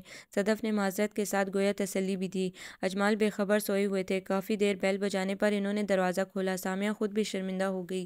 اجمال گہری نیند سے جاگے تھے، اسی لیے سست قدموں سے چلتے ہوئے واپس کمرے میں چلے گئے۔ البتہ انہوں نے بوجھل آنکھوں سے وقت ضرور دیکھا تھا۔ سامعہ پشیمان تھی، اسی لیے کوئی تعویل یا وضاحت نہ کی اور چپ چاپ پڑھ کر سو گئی۔ ہلکا ہلکا دن نکل رہا تھا جب سامعہ کی آنکھ کھلی۔ اس نے جلدی سے وقت دیکھا اور سر پکڑ کر بیٹھ گئی۔ آج سحری کے وقت آنکھ نہ کھلی تھی، ایسا پہلی دفعہ ہوا تھا۔ توہن کرہن اس نے بستر چھوڑا، آخر نماز فجر تو ادا کرنا ہی تھی۔ اجمال اٹھ جائیے، سحری کا وقت ختم ہو چکا ہے، اٹھ کر نماز ادا کر لیجیے۔ اجمال نے چونک کر کمبل سے منہ نکالا، پھر وقت دیکھا تو ان کا منہ بن گیا۔ اب تو روزہ یہی ہوگا، وہ بڑبڑائے اور بستر میں دوبارہ منہ کر لیا، گویا اس کے بوتیک جانے سے یہ سب ہوا تھا۔ سامعہ تھکے ماندے قدموں سے اٹھ کر باتھ روم میں چلی گئی۔ سارا دن اجمال کا موڈ بس ایسا ہی رہا تھا۔ شام کو سامعہ بوتیک نہ گئی۔ رفتہ رفتہ اجمال کا موڈ بحال ہو گیا۔ 2-3 دن وہ بوتیک نہ گئی۔ آج صدف نے اپنی گاڑی بیچ کر اسے بلا بھیجا۔ اجمال کا موڈ بھی فریش تھا، وہ بوتیک آ گئی، مگر دل میں ارادہ کر کے نکلی کہ دیر نہیں کرے گی۔ کیا ہوا، 3 دن کیوں نہیں آئی تھی؟ صدف نے پوچھا۔ سامعہ مسکرا دی۔ پہلے دن دیر ہو گئی تھی اور ان کا موڈ خراب ہو گیا تھا، اور تمہیں معلوم ہے ان کی ناراضگی میرے لیے کتنی خطرناک ثابت ہو سکتی ہے۔ پھونک پھونک کر قدم رکھ رہی ہوں میں، ذرا سی بھی لغزش الٹے منہ گرا دے گی اور ساری محنت ضائع ہو جائے گی۔ کم آن سامعہ، آخر ایسا کب تک چلے گا؟ اجمال بھائی کو شوق عبادت نہیں ہے تو خوف خدا تو ہونا چاہیے۔ جب تک ان کا جذبہ عبادت خود بیدار نہیں ہوگا تب تک تمہاری کارگزاری تو بے معنی ہے۔ آخر کب تک تم اجمال بھائی کو کھینچ کھینچ کر زبردستی خدا کی یاد دلاتی رہو گی؟ آخر کتنا استعمال کریں گے وہ تمہیں؟ جتنا تمہارا فرض تھا تم نے ادا کیا، اب انہیں ان کے حال پہ چھوڑ کر دیکھو کہ تمہاری باتوں کا ان پر کتنا اثر ہوا ہے۔ آخر وہ مسلمان ہیں، باشعور ہیں، سب جانتے ہیں، کوئی معصوم بچہ تو نہیں۔ کیا مطلب ہے تمہارا؟ سامعہ کچھ نہ سمجھتے ہوئے مسکرائی۔ دیکھو کسان بیج بوتا ہے تو فصل کا انتظار بھی کرتا ہے، مالی پودا اگاتا ہے تو پھل اور پھول کا خواہشمند بھی ہوتا ہے۔ اب تک تم نے ان پر محنت کی، یہ تمہارا فرض تھا، اب یہ دیکھو تمہاری محنت کیا رنگ لا رہی ہے۔ عبادت انسان کا خدا سے رابطے کا نام ہے۔ عبادت صرف انسان اور خدا کے درمیان وسیلہ ہے، یہ سراسر ہر شخص کا خدا سے علیحدہ تعلق ہے۔ جب ایک شخص نماز پڑھتا ہے، روزہ رکھتا ہے تو وہ اپنے رب کی قربت کی لذت کو محسوس کرتا ہے۔ اگر اجمال بھائی اس لذت کو محسوس کر چکے ہیں تو وہ تمہاری غفلت پر بھی اپنے فرض سے غافل نہیں ہوں گے، اور اگر وہ یہ لذت یا اشنائی محسوس کیے بنا صرف تمہاری بدولت یہ سب کر رہے ہیں تو پھر نہ تمہاری محنت کوئی معنی رکھتی ہے اور نہ ان کی عبادت۔ سامعہ کا ذہن بہت سی سوچوں سے الجھا اور الجھتا چلا گیا۔ کہیں ایسا نہ ہو کہ میری محنت ضائع ہو جائے۔ سامعہ کو خدشہ ہوا۔ حد ہو گئی، تم مجھے ایک بات بتاؤ، تم اجمال بھائی کو خدا کے قریب کر رہی ہو یا اپنی ذات کے محور میں لپیٹ رہی ہو؟ ظاہر ہے خدا کے قریب کر رہی ہوں۔ سامعہ کسیاسی گئی۔ تو پھر خدا کے بندے کو خدا پر چھوڑ دو۔ مگر صدف، اگر میں ایک بھی نماز میں ان سے غفلت برت لوں تو وہ چھوڑ دیتے ہیں، اس لیے میری جان انہیں تمہارے کہنے کی عادت جو پڑ گئی ہے، مگر برائی کو آخری دم تک مٹانا چاہیے، اور جب مجھے علم ہے کہ میرا شوہر غافل ہے تو میں کیوں نظریں چراؤں؟ یہ تمہاری بھول ہے، وہ غافل نہیں ہے، انہیں آشنائی تم دے چکی ہو۔ جب تک ان کی نازبرداریاں کرتی رہو گی وہ غفلت برتتے رہیں گے۔ ذرا نظریں چرا کر تو دیکھو، کیا وہ اپنے فرض کو خود یاد کرتے ہیں کہ نہیں؟ انہوں نے عبادت کو کھلونا سمجھ لیا ہے جس سے کھیل رہے ہیں، ساتھ تمہیں بھی ہلکان کیا ہوا ہے۔ حد ہو گئی، ایک بندہ ابھی تک سنجیدہ نہیں ہوا۔ سامعہ خاموشی سے صدف کی باتوں پر غور کرتی رہی۔ روزے اپنے معمول کے مطابق گزر رہے تھے۔ نصرت فتح علی کا نیا بڑا زبردست والیم آیا ہے، اف کیا دھمک ہے، کیا چنگار ہے، کیا میوزک ہے، کیا گیت ہیں، سننے والے جھومے بغیر نہیں رہ سکتے، اجمال پرجوش انداز میں سامعہ کو بتا رہے تھے۔ سامعہ خاموشی سے سنتی رہی۔ میں تمہیں اس لیے بتا رہا ہوں کہ تم نے کہا تھا کہ ڈیک روزوں کے بعد یعنی عید پر چلے گا، مگر جب سے میں نے وہ کیسٹ دیکھا ہے، سنا ہے، میں بے قابو ہو گیا ہوں۔ اگر تمہاری اجازت ہو تو لے آؤں کیسٹ؟ انہوں نے سامعہ سے اجازت چاہی۔ سامعہ کے ذہن میں صدف کی باتیں گونجنے لگی۔ ذرا آزما کر تو دیکھو، تمہاری باتوں کا ان پر پر کتنا اثر ہوا ہے۔ خدا بھی اپنے بندے کو ڈھیل دے کر دیکھتا ہے کہ اس کا بندہ کتنا ثابت قدم ہے۔ آخر کب تک تم انہیں کھینچ کھینچ کر زبردستی عبادت پر لاتی رہو گی؟ بالآخر سامیہ کسی فیصلے پر پہنچی۔ آپ کی مرضی ہے، لے آئیے، سامیہ نے آہستگی سے کہا۔ آزمائش کی گھڑی آ پہنچی تھی۔ گڈ، مجھے معلوم تھا تم مجھے اجازت دے دو گی، اسی لیے میں خرید لایا تھا۔ انہوں نے جیب میں ہاتھ ڈالا اور 2-3 نئی کیسٹس نکالے۔ سامیہ کا دل بجھ گیا، یعنی اس کا اتنا سفر رائگاں گیا تھا۔ اس کی کوشش بے معنی تھی۔ وہ پھیکی سی مسکراہٹ کے ساتھ ہنسی۔ اور یہ دیکھو میں تمہارے لیے کتنی زبردست ساڑی لایا ہوں۔ تمہیں تو عید کے دنوں میں بازار جاتے ویسے بھی جھنجھلاہٹ ہوتی ہے، میں نے سوچا خود ہی خریداری کر لوں، کچھ خریداری تمہارے ہمراہ کر لوں گا۔ ویسے یہ مجھے اچانک پسند آ گئی تھی، ارادتاً میں خریدنے نہیں نکلا تھا۔ انہوں نے ساڑی کھول کر پھیلائی اور ایک پلو سامیہ کے شانے پر ڈالتے ہوئے ستائشی نظروں سے بولے، کیسی ہے، پسند آئی؟ پچھلی عید پر بھی سامیہ نے ساڑی ہی باندھی تھی۔ چھوٹے بلاؤز کی ساڑی میں اسے اتنی دقت ہوئی تھی کہ اوپر سے شال لینا پڑی تھی۔ ساڑی اجمال کا پسندیدہ لباس تھی۔ پچھلی بار اس نے ان کی فرمائش پوری کر دی تھی، مگر اس بار اس کا دل قمیص شلوار کو چاہ رہا تھا، کیونکہ وہ آسان لباس تھا، اس سے سہولت بھی تھی اور آسانی بھی۔ سامیہ نے ساڑی دیکھی۔ سرخ کلر کی جارجٹ کی کامدانی کی ہوئی ساڑی بے حد خوبصورت تھی، مگر موسم اور ماحول کے لحاظ سے اسے باریک لگی۔ پھر اس کا موڈ بھی نہیں تھا۔ اجمال، میں نے پچھلی بار بھی ساڑی پہنی تھی۔ تو پھر کیا ہوا؟ تمہیں پتہ ہے مجھے ساڑی سے اچھا کوئی پہناوا نہیں لگتا، مگر میں یہ ساڑی نہیں پہنوں گی۔ کیوں، پسند نہیں آئی؟ نہیں، سامیہ نے پلو شانے پر سے جھٹکا۔ آج تک وہ ان کی ہر بات مانتی آئی تھی۔ کبھی ایسا ہوا تھا کہ بنا اپنا آپ مٹائے وہ اس کی بات ماننے ہوں؟ سامیہ سوچ کر کلس گئی۔ میں نے اپنا سب کچھ بیچ دیا، پھر بھی آپ رائے راست پر نہیں آئے۔ پھر میں کیوں خواہ مخواہ اپنا آپ پر نچھاور کرتی پھروں؟ تمہیں یہ ساڑی عید والے دن پہننا ہوگی۔ انہوں نے ساڑی کی تہہ لگاتے ہوئے ضدی لہجے میں کہا۔ میں ہرگز نہیں پہنوں گی، سامیہ اسی انداز میں بولی۔ تمہارا تو باپ بھی پہنے گا، اجمال نے شوخی سے سامیہ کو گھورا اور دھمکی دی۔ ٹھیک ہے، میرے باپ کو پہنا دینا، خود بھی پہن لینا، مگر میں ہرگز ہرگز نہیں پہنوں گی، سامیہ نے ہٹیلے لہجے میں کہا اور پیر پٹکتی باہر چلی گئی۔ اجمال سامیہ کے شدید رد عمل کو حیرانگی سے دیکھتے رہ گئے۔ بوتیک میں آج پھر اسے نادانستہ دیر ہو گئی، حالانکہ وہ نہیں چاہتی تھی۔ اجمال سمجھے اس نے جان بوجھ کر ایسا کیا ہے۔ پھر سحری کے وقت سامیہ نے انہیں سرسری سا جگایا تو ان کے دل میں پکی بات بیٹھ گئی کہ وہ ساڑی کا غصہ دکھا رہی ہے۔ بہرحال وہ سحری کے لیے اٹھ گئے، خاموشی سے سحری کھائی اور پڑھ گئے۔ ان کا خیال تھا کہ سامیہ اب نماز کے لیے کہے گی، مگر سامیہ نے کوئی توجہ نہ دی۔ وہ غصے میں بنا نماز پڑھے ہی سو گئے۔ ان کی لاپرواہی پر سامیہ جھل کر رہ گئی۔ ملال علیحدہ ہو رہا تھا۔ افطار کے وقت اجمال گھر نہ آئے تو سامیہ رنجیدہ ہو گئی۔ عجیب مصیبت مول لے لی تھی اس نے۔ مغرب کے بعد اجمال گھر آئے تو ان کا خیال تھا کہ سامیہ پوچھ گچھ کرے گی، مگر صدف کا فون آ گیا اور سامیہ بوتیک چلی گئی۔ ان ساری باتوں کا سامیہ نے صدف کو نہیں بتایا، کیونکہ جب سے اسے علم ہوا تھا کہ صدف سعد کو ہر بات بتاتی ہے تو وہ خاموش ہو گئی تھی۔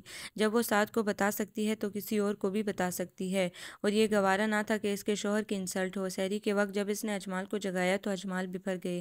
اجمال اٹھ جائیے، سحری کا وقت ہو گیا ہے۔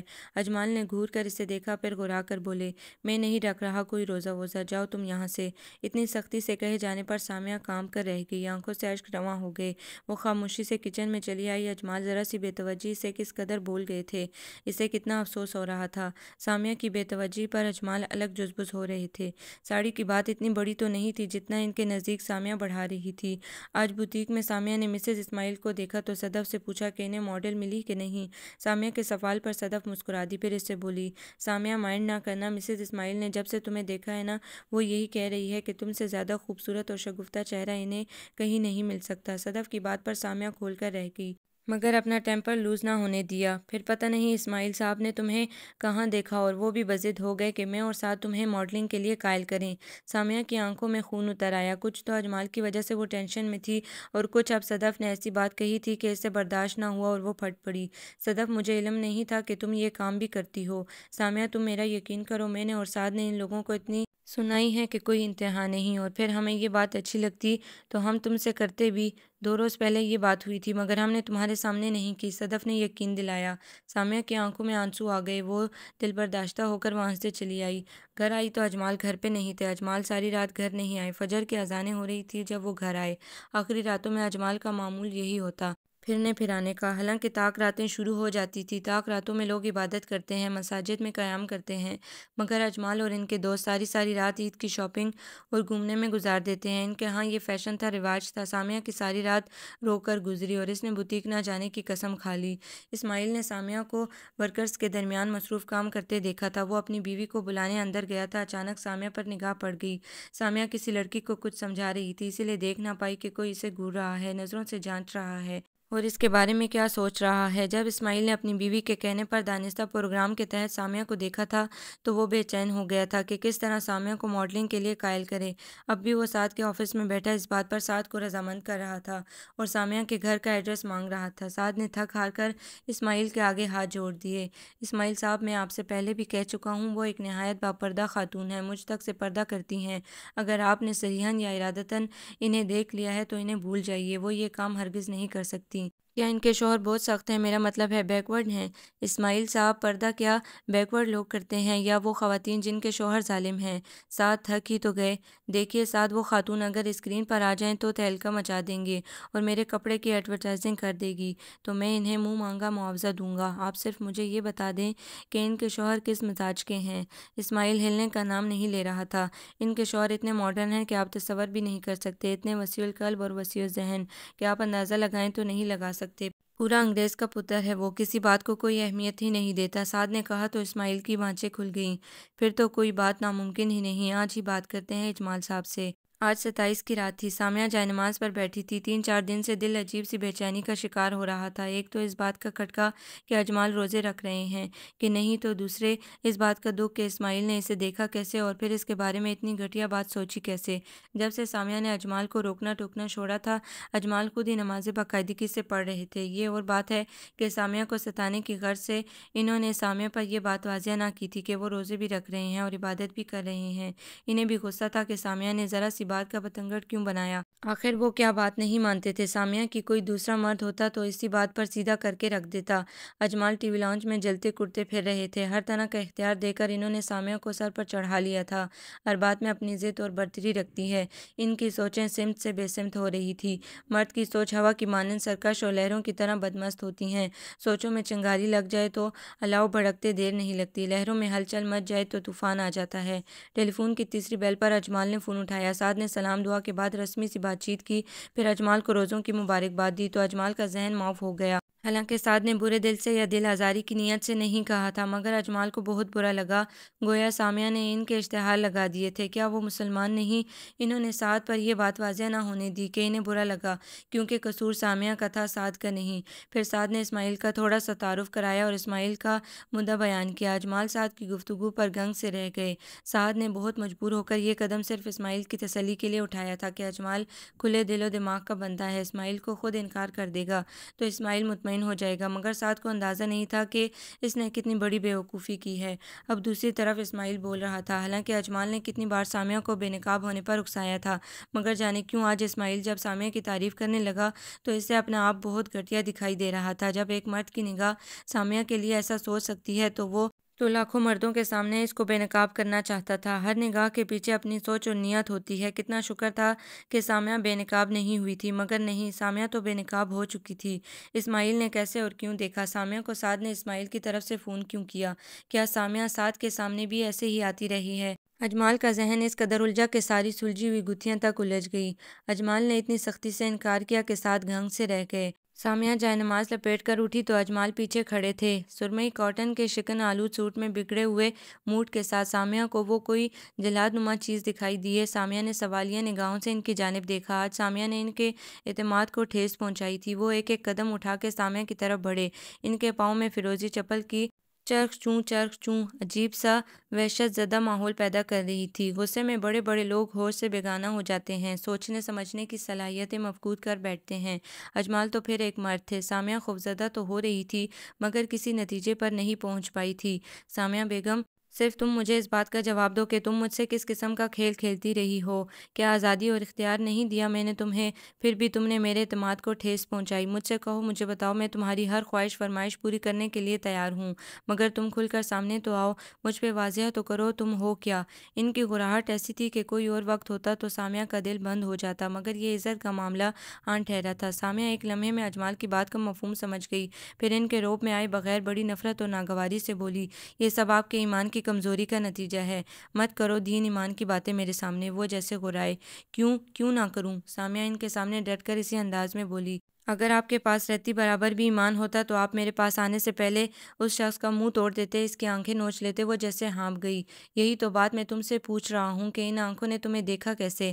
وہ دان چبا کر بولے، آپ مرد ہیں اور بہتر جانتے ہیں کہ مردوں کی ناپاک آنکھیں ناپاک مزاحم کے لیے عورتوں کے وجود کو کیسے دیکھتی ہیں، کس طرح تراشتی ہیں اپنے ارادے ان میں۔ وہ نخوت سے بولی، مجھے نہیں ضرورت کسی ستائشی فرمائشی نظروں کی، میں بھوکی نہیں ہوں، میرے پاس میرا محرم ہے۔ وہ چلائی، تمہیں اگر اپنے محرم کی لاج ہوتی تو تم اس کی تشہیر یوں نہ کرتی پھرتی کہ لوگ فون کر کے اسے تضحیک کا نشانہ بناتے۔ وہ اس سے بھی زیادہ تیز آواز میں چلائے، تمہیں اپنی برتری کا جھنڈا لگانا تھا سو تم نے لگا لیا، اپنے باپ کو یہ ثابت کر کے دکھانا تھا کہ تم نے مجھے مسلمان بنایا ہے، اپنی باپ کی نظروں میں مجھے اور خود کو معتبر کرنے کے لیے تم میرے ساتھ یہ کھیل کھیلتی رہی ہو۔ سامیہ کا دماغ ان کی بدگمانی پر چکرا کر رہ گیا، مگر وہ اپنے حواس بحال رکھتے ہوئے بولی، اجمال اتنا ذلیل نہ کیجیے مجھے کہ آپ کا اپنا آپ گھٹیا ہو جائے۔ سعد نے اگر آپ کو فون کر کے مبارکباد دی ہے تو آپ کو برا نہیں ماننا چاہیے، بلکہ خوش ہونا چاہیے کہ لوگ آپ کی اچھی بات پر سراہ رہے ہیں۔ برا تو آپ کو جب لگنا چاہیے تھا جب آپ خدا سے غافل تھے، شرم تو آپ کو جب آنی چاہیے تھی جب آپ دنیا کی رنگینیوں میں خدا کی ذات کو فراموش کر بیٹھے تھے۔ آج شرمندہ ہونے کا کیا مطلب ہے؟ سامیہ تو جیسے بفر گئی۔ شرمندہ تو مجھے ہونا چاہیے کہ میں اپنی محنت کو ضائع ہوتے دیکھ رہی ہوں۔ وہ عورت جو ایک رات بھی اپنے شوہر سے ناراض نہیں ہوئی اور نہ ہی اپنے شوہر کو ناراض کیا، صرف اس خوف سے کہ فرشتے لعنت دیتے ہیں ایسی عورتوں کو جو اپنے شوہروں کو ناراض کرتی ہیں، وہ عورت 8 دن سے نہیں بول رہی۔ آخر کیا وجہ ہے؟ آپ نے سوچنا مناسب سمجھا، صرف اس لیے کہ میں یہ دیکھنا چاہتی تھی کہ میں صحیح معنوں میں کیا آپ کو خدا کے قریب لے آئی ہوں، مگر نہیں، آپ تو وہیں کھڑے ہیں جہاں سے میں نے آپ کا ہاتھ تھاما تھا، بلکہ آج تو اور بھی نیچے گر گئے ہیں۔ آپ نے یہ بات کیسے سوچ لی کہ میں نامحرموں سے اپنی شہرت کے جھنڈے لگواؤں گی؟ اتنے عرصے ساتھ رہ کر بھی آپ کو میرے کردار اور میری پاک دامنی پر یقین نہیں آیا تو پھر فون کیجیے صدف کو اور پوچھیے اس سے کہ میں 2 دن سے بوتیک کیوں نہیں آ رہی، آپ کی غیرت کو اتنا برا کیوں لگا میرا کسی غیر محرم کے سامنے آ جانا؟ آپ تو مجھے کب کا بے نقاب کروا چکے تھے، تن بدن میں آگ تو میری لگی جو میں اتنے عرصے کی دوستی کا رشتہ ختم کر آئی۔ سامیہ کا ہر بات کا جواب اجمال کو جھنجھوڑ رہا تھا، انہیں ایسا لگ رہا تھا جیسے وہ نیند سے بیدار ہو رہے ہیں۔ اور سنیں اجمال ترمذی، یہ بھی آپ کے ذہن کی اختراع ہے کہ میں نے اپنے باپ کی نظروں میں آپ کو معتبر کرنے کی ٹھانی تھی۔ داماد تو اسی وقت بیٹیوں کے والدین کی نظروں میں معتبر ہو جاتے ہیں جس وقت بیٹیاں ان سے منسوب ہوتی ہیں، نکاح اور رخصتی کے عمل تو پھر بھی بعد میں آتے ہیں۔ اول تو میں نے ایسا نہیں کیا تھا اور کرتی بھی تو نیک ارادہ ہی تھا، مگر نہیں اجمال، میں نے ایسا سوچ کر نہیں یہ قدم اٹھایا، میں نے اپنے آپ جیسا آپ کو بنانے کی کوشش کی تھی، صرف اس لیے اجمال کہ نیک عورتیں نیک مردوں کے ساتھ جنت میں جائیں گی اور جو جوڑا دنیا میں نیک ہوگا وہ جنت میں یوں ہی ملے گا۔ میرے اپنے رب سے یہی دعا رہے گی کہ مجھے دوسرے جہاں میں بھی میرا یہ شوہر ملے، کوئی دوسرا نیک مرد نہیں۔ سامیہ کہتے کہتے ٹوٹ گئی، اجمال ششدر سے رہ گئے۔ اجمال، میں تو آپ کو اتنا چاہتی ہوں کہ خدا کے ہاں بھی آپ کو کھونے کا تصور نہیں کر سکتی، صرف اس لیے آپ کو خدا کے قریب لانے کی کوشش کرتی رہی۔ مجھے معاف کر دینا اجمال اگر مجھ سے کوئی دل آزاری یا بھول ہو گئی ہو۔ سامیہ کہتے کہتے اجمال کے سامنے سے تیزی سے نکل کر چلی گئی اور اپنے کمرے میں جا کر پھوٹ پھوٹ کر رو دی۔ اجمال کو ہوش آیا تو انہیں اپنی شخصیت مسخ ہوتی نظر آئی۔ کافی دیر سامیہ روتی رہی۔ اجمال کمرے میں آئے تو آزردہ ہو گئے، واقعی یہ ان کے ایمان کی کمزوری کا نتیجہ تھا۔ وہ سامیہ کے سامنے زمین پر آلتی پالتی مار کر بیٹھ گئے۔ سامیہ بیڈ پر پاؤں لٹکائے بیٹھی تھی، معافی کے لیے اس وقت دنیا کا ہر لفظ اس قدر چھوٹا اور معمولی لگ رہا تھا کہ انہیں سمجھ نہیں آ رہا تھا کہ اس فرشتہ صرف عورت کا دل کس طرح صاف کیا جائے، اس کی نظروں میں کس طرح سرخرو ہوا جائے۔ وہ تو اس کے کردار کے سامنے بالکل ذرے کی مانند تھے، پھر اس ذرے نے اس مقدس چٹان کو کیسے لہو لہان کر ڈالا۔ انہوں نے بنا سوچے اور بلا جھجک سامیہ کے پاؤں پکڑ لیے۔ سامیہ ہک دک رہ گئی اور اتنی تیزی سے ان کے سامنے سے ہٹی جیسے اسے کرنٹ لگ گیا ہو۔ یہ آپ کیا کر رہے ہیں؟ وہ سب کچھ بھول بھال کر کھڑی ہو گئی۔ وہ بھی کھڑے ہو گئے۔ تم سے معافی مانگ رہا ہوں، کیا مجھے معاف نہیں کرو گی؟ انہوں نے ہارے تھکے پشیمان لہجے میں کہا۔ سامعہ ان کا منہ دیکھتی رہی، پھر سر جھٹک کر بولی، خدا معاف کرنے والا ہے، اپنے بندوں کی بڑی بڑی خطائیں خدا معاف کر دیتا ہے، میری تو پھر ہستی ہی کیا ہے۔ نہیں، ایسے نہیں۔ انہوں نے اس کے چہرے کو اپنے ہاتھوں کے پیالوں میں تھام کر اوپر کیا۔ سامعہ کی آنکھوں سے اشک پھر رواں ہو گئے اور وہ سسک کر بولی، میں نے آپ کو معاف کیا۔ اجمال کا دل کٹ کر رہ گیا۔ انہوں نے اپنی پوروں سے اس کے آنسو صاف کیے، پھر اس کے گرد باہیں حائل کرتے ہوئے بولے، اتنی جلدی مجھے معاف کر دیا، کوئی سزا تو دے دیتی، وہ تڑپ ہی تو گئے تھے۔ صدقے دل سے خدا سے معافی مانگی جائے تو وہ بھی فوراً معاف کر دیتا ہے۔ پھر رک کر بولی، آپ نے جس طرح سے مجھ سے معافی مانگی ہے وہ مجھے۔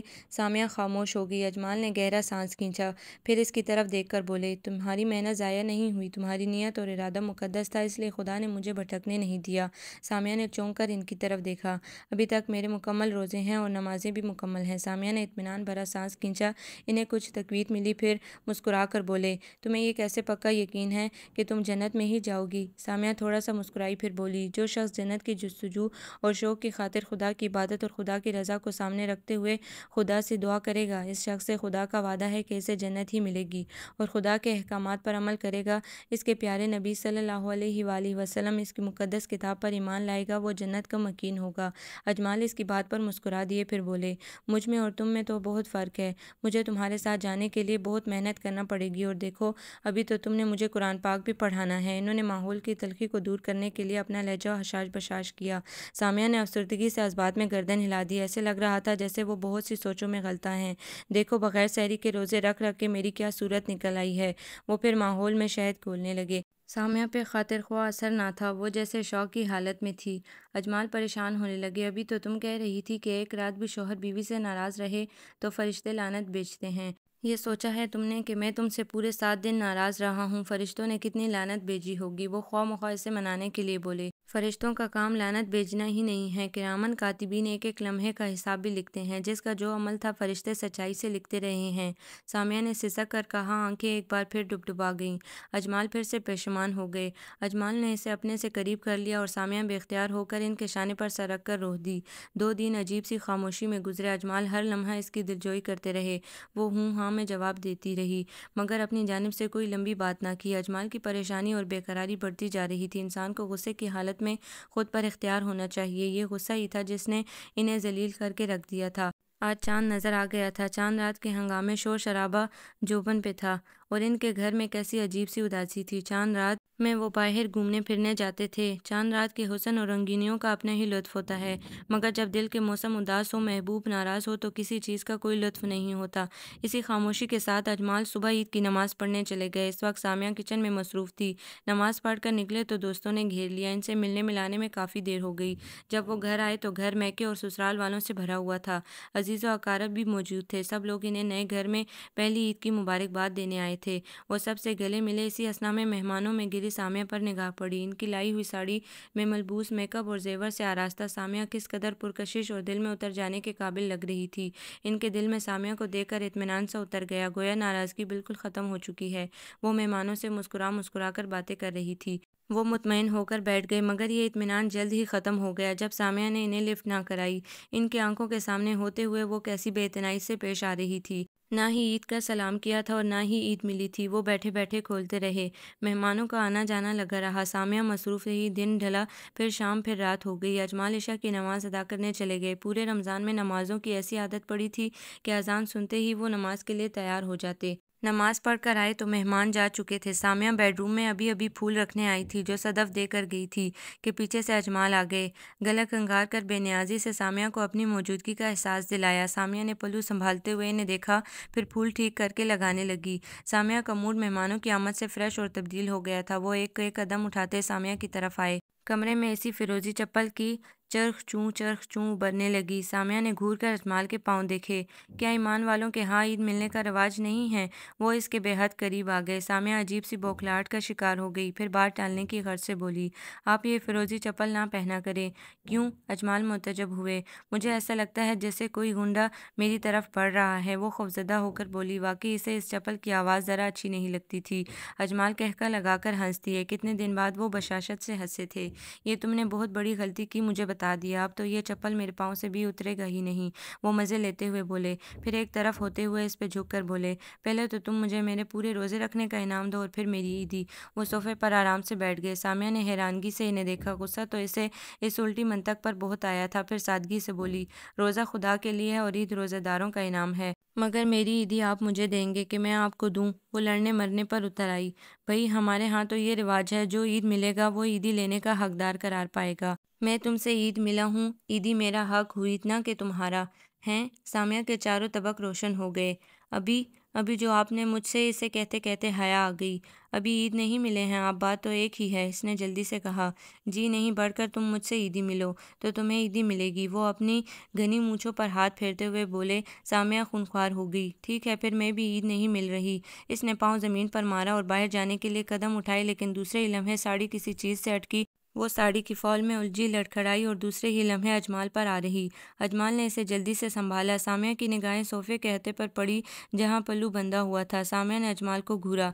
इसीलिए तो मुझे साड़ी से अच्छा कोई लिबास नहीं लगता। वो शरारत से हंसे और फिर कई लाल हरे नोट सामिया को थमाकर बोले, लाओ अब मेरी ईदी। बेईमान लोगों को ईदी नहीं मिलती, सामिया ने मुस्कुराकर कहा और उठकर जाने लगी। बेईमान लोगों को ज़बरदस्ती भी करनी आती है। और दूसरे ही लम्हे वो अजमाल के बाजू में रेशमी धान की मानंद खुलती और बिखरती जा रही थी। ईद की तमाम रौनकें बहाल हो गईं। खुदा की खुशनुदी की तरह मोहब्बत करने वाले महबूब की खुशियों का भी एहतराम करते हैं, इनकी ज़रा सी नाराज़गी पर बेचैन हो जाते हैं। इस बात का अदारक सामिया को अजमाल से रूठ कर हुआ था कि वो किस कदर बेपनाह से चाहते हैं। आपको ये नावल कैसा लगा? कमेंट्स में अपनी राय ज़रूर दें। हमारे चैनल को लाइक करें, सब्सक्राइब करें, शेयर करें।